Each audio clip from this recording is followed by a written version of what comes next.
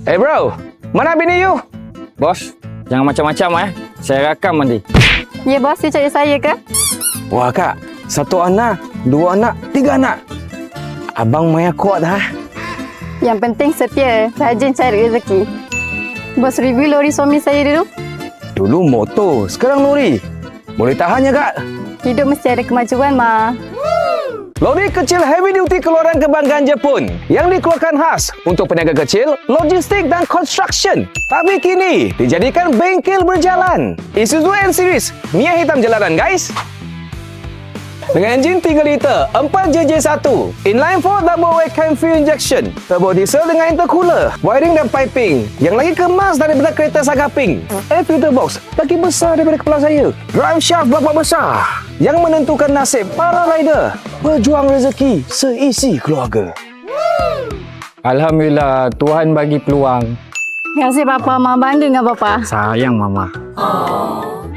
Abang, mau susuk balik rumah boleh ya? Kita tengah kerja ni. So guys, dengan 125 horsepower dan 354 Nm torque, 5 speed manual, top speed dia. 80 saja. Lori yang membawa rezeki satu keluarga. Tak, banyak keluarga. Lori ini pakai rim 17 inci, kepala bum-bum, chassis warna hitam, pakai hydraulic brake, ada ABS, EBD, anti-slip regulator pun ada. Lampu depan pakai mentol, ada fog lamp. Lampu belakang biasa-biasa, tapi banyak membawa makna. Bila nak start niaga, generator pertama untuk kompresor dan tayar changer. Generator kedua, on. On lagu, mood on. Baru boleh start niaga.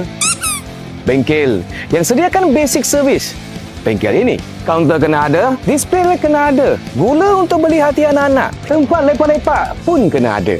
Celuk Mia hitam sprocket set tu biasa. Nak maintain kualiti original. Oil filter pun original. Tip ada dan jaga keselamatan rider. Tanda, etika, prinsip yang kuat. Impact wrench ada. Abang, kerja. Solat tak tinggal Mestilah bos, bau bekat. Allen key set complete. Screwdriver full set. Apa ni? Bang, you kami pun ada. Ini buat apa Biasalah bos, kerja kena kemas. Bau customer support. Tak kemas dia. Skandal saya pun kalau. Apa skandal-skandal ni? Bos jangan ajar suami saya bukan-bukan Tak suka awak.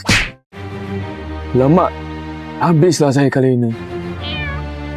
Nak cuci tangan pun boleh. Alat-alat cuci rantai pun ada. Dan yang paling penting sekali, baki minyak. Hantar recycle. Mestilah bos, kita